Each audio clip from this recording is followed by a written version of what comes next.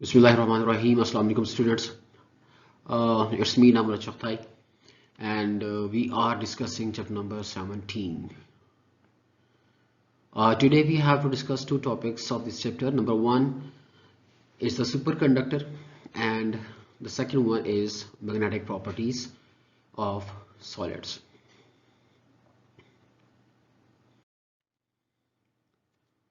You are watching my YouTube channel Dr. Physics, so please like, comment and subscribe, and don't forget to hit bell icon for more videos.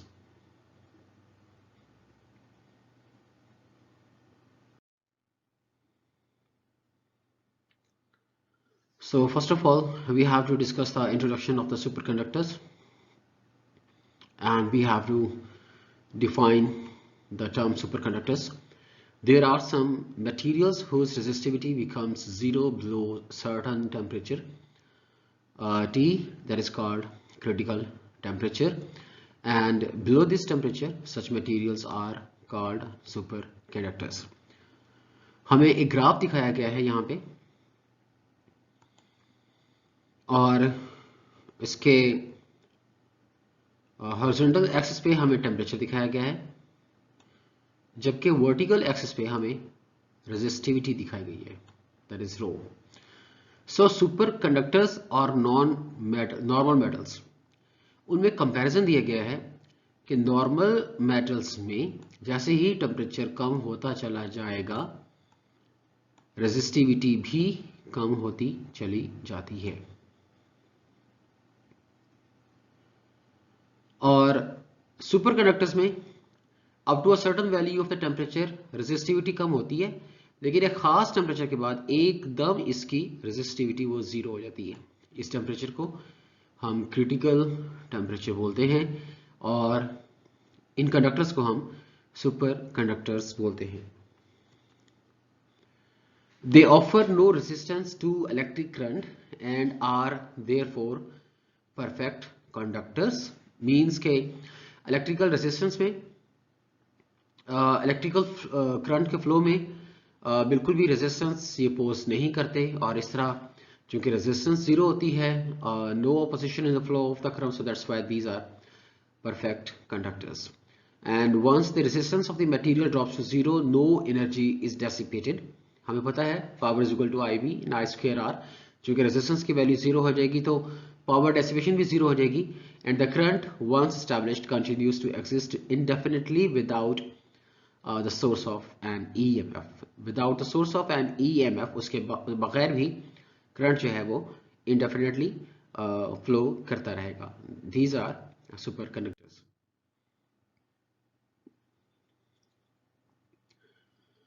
Next we have to talk about a little bit of this history of the superconductors. The first superconductor was discovered in 1911 by Kamerlingh Onnes. He was a Dutch physicist. When it was observed that the electrical resistance of the mercury disappears suddenly as the temperature is reduced below 4.2 Kelvin. 1911 में एक Dutch physicist था कमरलिंग और ऑनेस. उसने discover किया mercury पे study करते हुए कि खास टेम्परेचर से जब इसको नीचे 4.2 केल्विन से जब हम टेम्परेचर नीचे लेके जाते हैं तो मर्करी की इलेक्ट्रिकल रेजिस्टेंस एकदम से जीरो हो जाती है. So this is the history of superconductors. The first superconductor was discovered. Some other examples of superconductors are aluminum, that is having the critical temperature 1.18 Kelvin. This is point. Keep in mind this is point. The other example is tin, that is having 3.72 Kelvin critical temperature, and the lead, that is having critical temperature of 7.2 Kelvin. So classification: any superconductor with a critical temperature above 77 Kelvin, the boiling point of the liquid nitrogen, is referred as high temperature superconductors. तो students, इसमें जितने भी हमने example देखी है last slide पे, उन तमाम की वैल्यू 77 से बहुत कम थी. लिहाजा ऐसे सुपरकंडक्टर्स जिनकी क्रिटिकल टेम्परेचर की वैल्यू 77, ये हम क्राइटेरिया बना रहे हैं, जो कि 77 बेसिकली ये बॉइलिंग पॉइंट है ऑफ द लिक्विड नाइट्रोजन। तो जिनका क्रिटिकल टेम्परेचर की वैल्यू 77 से ज़्यादा होगी उनको हम हाई टेम्परेचर सुपरकंडक्टर्स कहेंगे। हाई टेम्परेचर सुपरकंडक्टर्स कहेंगे। हाई टेम्परेचर सुपरकंडक्टर्स कहेंगे मीन्स कि जिनका टेम्परेचर 77 से लो होगा वो लो टेम्परेचर सुपरकंडक्टर्स कहलाते हैं। In 1986, a new class of the ceramics materials was discovered that become superconductors at the temperature as high as 125 Kelvin। तो ये क्लास जो है ceramic materials की, और आप देखते हैं कि इसमें जो सुपर कंडक्टिविटी है वो अचीव करता है 125 केल्विन, जो कि मोर देन 77 केल्विन है। मींस के इसका शुमार हम हाई टेम्परेचर सुपर कंडक्टर्स में करते हैं। There is a new discovery recently, a complex crystalline structure known as yttrium barium copper oxide YBA2Cu3O7 have been reported to become a superconductor at 163 Kelvin। Again, this is one of the high temperature superconductors क्योंकि इसका critical temperature 163 से ज़्यादा है, 163 Kelvin, that is -110 Celsius। And this discovery was made by Professor Yao Liansley at Cambridge University. The next we have applications of the superconductors. Perhaps one day even room temperature superconductors will be developed, and that day will be the new revolution in the electrical technologies। Means के जिस दिन हमें room temperature superconductors मिल गए, अभी हमने जितने भी देखे हैं उनका टेम्परेचर सबका बहुत कम था, इवन 77 भी बहुत कम है। तो हमने लो टेम्परेचर के अपने रूम टेम्परेचर के लिहाज से अगर बात करें तो लो टेम्परेचर सुपर कंडक्टर्स हमने देखे। तो जब हमें रूम टेम्परेचर के लिहाज से अगर सुपर कंडक्टर मिलते हैं तो that day would be a revolution in the electrical technologies। Superconductors have many technological applications, such as it is being used in the MRI। MRI एक medical diagnostic tool है, magnetic resonance imaging, और it is used for the diagnosis of the diseases। and magnetic levitation train, bullet train के हवाले से बात की गई है, and the powerful but small electrical motors and faster computer chips, etc. These are having the practical applications of the superconductors। Next we have to talk about the magnetic properties of the solids। In this regard, first of all we have to talk about the origin of the magnetic properties of the materials। Means कि हमें कब idea मिला, कहाँ से हमें idea मिला कि materials की मैग्नेटिक प्रॉपर्टीज होती हैं। From the study of the magnetic field. पहली चीज magnetic field that is being produced by the magnets and moving charges. हम पढ़ चुके हैं प्रीवियस चैप्टर्स में कि जब कभी चार्जेस फ्लो कर रहे होते हैं किसी कंडक्टर में तो उनके फ्लो करने की वजह से उस कंडक्टर के गिर्द एक मैग्नेटिक फील्ड बिल्डअप होता है। तो मैग्नेटिक फील्ड का बिल्डअप होना और इवन मैग्नेट्स को बिहेवियर को स्टडी करना, यह हमें एक क्लू देता है कि हम जो है origin of the magnetic properties of the materials को स्टडी करें। और सेकंड चीज कि current carrying conductor behave as a bar magnet. ये भी हम जानते हैं कि करंट कैरिंग जो कॉइल होती है वो एक बार मैग्नेट की तरह, जिसका एक definite south and north pole होता है, की तरह ये बिहेव करती है। For the first time ever in the history Ampere's ने ये व्यू दिया था all magnetic effects may be due to the circulating currents. तमाम मैग्नेटिक इफेक्ट्स होते हैं वो मूव करते हुए चार्जेस की वजह से होते हैं। मीन्स जब चार्जेस मूव करते हैं तो मैग्नेटिक फील्ड पैदा होता है। एम्पियर्स का ये कंसेप्ट जो था अननोन रहा क्योंकि internal structure of the atom काफ़ी अरसे तक जो था वो डिस्कस नहीं हुआ और नहीं समझा गया। तो एम्पियर्स का जो व्यू जो था वो भी नहीं समझा गया। लेकिन जब बाद में एटॉमिक स्ट्रक्चर के हवाले से, एटॉमिक केमिस्ट्री और फिजिक्स के हवाले से एडवांसमेंट हुई तो फिर बाद में पता चला कि एम्पियर्स का जो कंसेप्ट था that all magnetic effects may be due to the circulating currents, that was true। Magnetic field produced by the electrons is due to हम यहाँ पे बात करना चाहेंगे कि अभी हमने एम्पियर्स के कंसेप्ट में देखा कि जो सर्कुलेटिंग इलेक्ट्रॉन्स होते हैं या करंट है बेसिकली, वो वजह बनता है मैग्नेटिक फील्ड का। तो जब हम बात करते हैं एक एटम की, इलेक्ट्रॉन्स की, और हम जानते हैं कि न्यूक्लियस और न्यूक्लियस के बाहर डिफरेंट लेवल पे जो है वो इलेक्ट्रॉन्स रिवॉल्व करते हैं। तो ये जो इलेक्ट्रॉन न्यूक्लियस के बाहर रिवॉल्व कर रहे होते हैं डिफरेंट लेवल में, क्योंकि ये मूव कर रहे हैं, और ये एम्पियर्स के व्यू का जो एक था, एक बेसिक जो कंडीशन थी चार्जेस के मूव करने की या सर्कुलेट करने की, वो इसमें फुलफिल होती है। तो क्या यहाँ पे भी चार्जेस को पैदा होना चाहिए, मतलब एक कंसर्न पैदा होता है। और एग्जैक्टली यहाँ पे भी चूंकि चार्जेस मूव कर रहे हैं not only around the nucleus but they are also revolving about their own axis, means they would produce the magnetic field. So we can say the magnetic field that is produced on the part of the electrons is due to the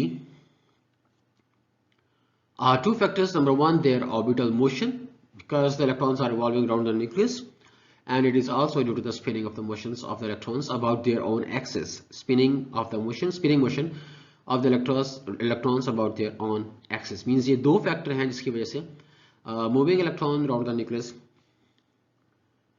magnetic field पैदा कर सकते हैं। Paramagnetic substances क्या होते हैं? These are the substances where the orbits and the spin axis of the electrons in an atom are so oriented that their fields support each other and the atom behaves like a tiny magnet.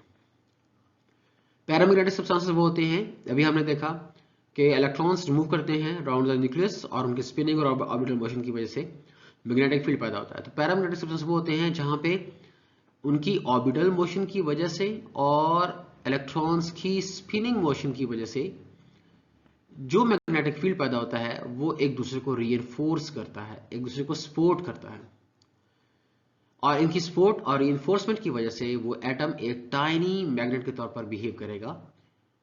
तो ऐसे substances जिसपे इस किस्म के atoms होते हैं उनको हम पैरामैग्नेटिक सब्सटेंसेस कहते हैं। Examples are iron, aluminium, copper etcetera.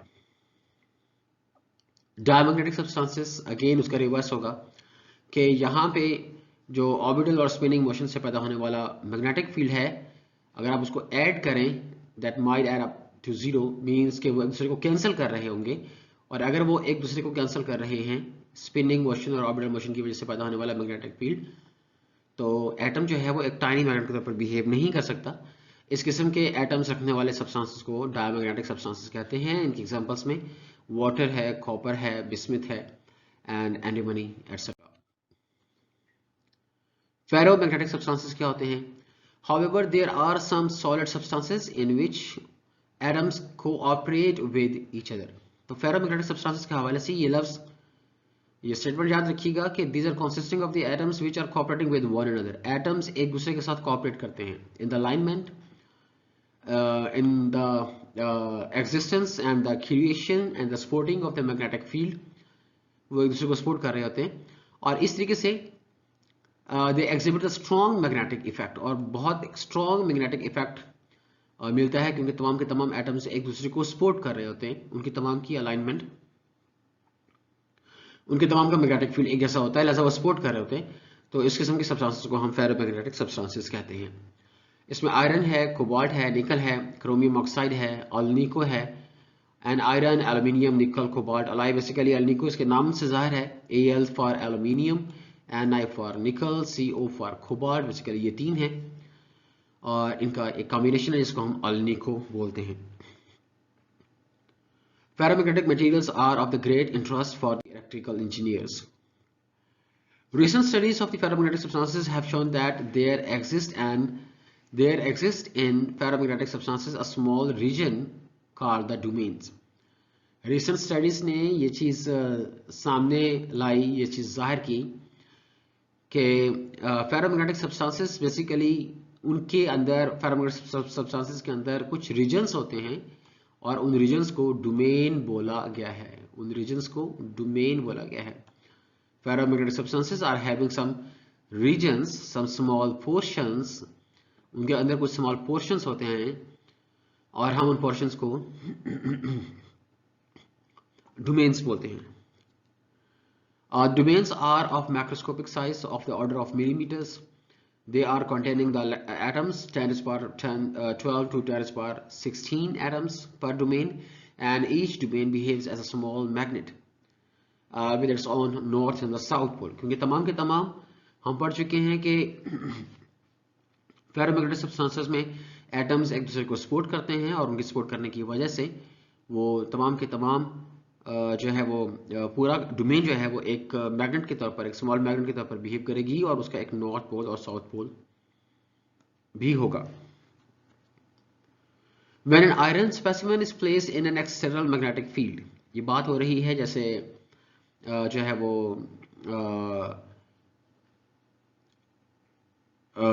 Solenoid के हवाले से, आयरन कोर सोलेनाइड के हवाले से, कि ऐसा सोलेनाइड जिसमें आयरन का कोर हो, तो जब उसे मैग्नेटिक फील्ड अप्लाई किया जाता है, जब उसे करंट अप्लाई करते हैं, तो जाहिर है कि बार मैग्नेट कॉइल जो है वो एक बार मैग्नेट की तरह बिहेव करती है. लेकिन इस मैग्नेटिक इफेक्ट की वजह से जो आयरन होता है उसके जो डोमेन्स होती हैं वो भी अपने आप को रीअरेंज करती हैं, द सेम अलाइनमेंट, और फिर वो कॉइल के मैग्नेटिक फील्ड को सपोर्ट करती हैं. इस तरह दोनों का एक म्यूचुअल इफेक्ट जो बनता है वो एक बहुत ही पावरफुल किस्म का मैग्नेटिक फील्ड, मैग्नेटिक इफेक्ट पैदा करता है. तो उसी हवाले से बात हो रही है. When an iron specimen is placed in an external magnetic field as that of the solenoid, the iron domains line up parallel to the lines of the external magnetic field, and the entire specimen becomes saturated, or it gives a powerful magnet that and is called the electromagnet. ये दोनों के combined effect की बात की जा रही है. Iron specimen that is being used as a iron core in the case of the magnetic, in case of the solenoid, तो powerful magnetic के तौर पर सामने आता है. Iron is a soft magnetic material. Its domains are easily oriented. Iron जो है वो soft है और इसके soft होने की वजह से जब external magnetic field अप्लाई किया जाता है तो इसकी domains easily orient हो जाती हैं, easily अपने आप को align कर लेती हैं, the same direction. और चूंकि ये सॉफ्ट है लिहाजा जब इस मैग्नेटिक फील्ड को रिमूव किया जाएगा ये उतनी ही आसानी के साथ वापस अपनी पोजीशन पे चली जाती हैं, रिटर्न टू रैंडम पोजीशन जिससे पहले थी. मींस के आयरन जो है वो मैग्नेटिक फील्ड पे बहुत जल्द मैग्नेटाइज होता है और बहुत ही जल्द डीमैग्नेटाइज हो जाता है. और this is the property that is desirable in the electromagnets and the transformers. और सेकंड केस हम डिस्कस करते हैं डोमेन्स का in the steel which are not so soft. Steel is very hard, means it is not easy for the domains in the steel to be oriented on the application of the external field, and then to be disordered again as a field is removed. Means के बहुत मुश्किल से ये order position में आएंगे और बहुत ही मुश्किल से इनको दोबारा से डिसऑर्डर पोजीशन पे लाया जा सकता है. और इसकी वजह से हम स्टील को परमानेंट मैग्नेट बनाने के लिए यूज करते हैं. The steel makes a good permanent magnet and is known as the hard magnetic material. Another such material is known as especially alloy, that is alnico V. Again V basically उसकी composition को ज़ाहिर करता है कि how much elements are there combined उस alloy के अंदर जो कि next we have to discuss the Curie temperature. अभी हम बात कर रहे थे कि जब मैग्नेटिक फील्ड को अप्लाई किया जाता है तो आयरन कोर के जो डोमेन्स होते हैं वो अपने आप को अलाइन करते हैं the same direction parallel to each other with the external magnetic field.